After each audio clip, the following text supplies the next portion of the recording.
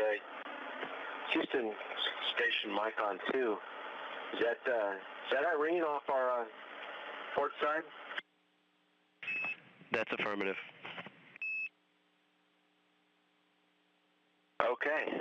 Well, we've got a good view here. We know she's on land and wreaking havoc all the way up into Massachusetts now.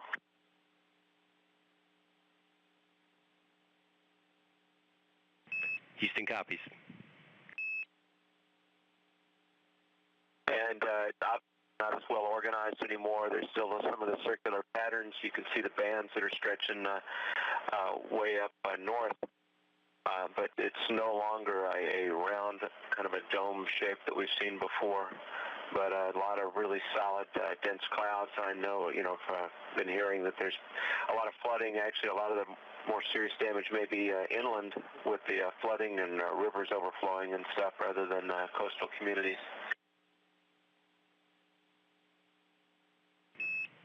The Gulf back south of here is noticeably muddy, a lot of mud, a lot of runoff from all of the rains as the storm I see in the North Carolina coast down south.